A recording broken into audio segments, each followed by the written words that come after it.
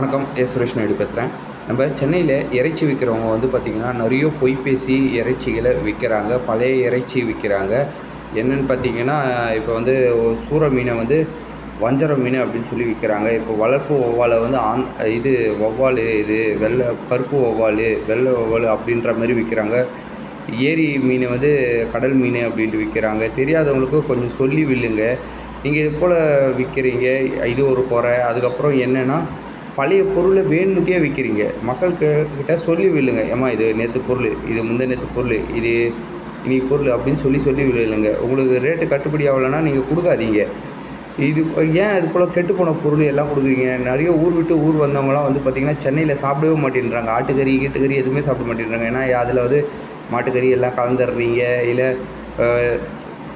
செம்மறி ஆட்டு இது கலந்துடுறீங்க. ஏதாவது ஒன்று இதுவாகிடுது, நல்லா இல்லாத கொடுத்துட்றீங்க. ஐஸ் பொருள் ஏதாவது ஒன்று, தயவுசெய்து நல்ல பொருளாக கொடுங்க.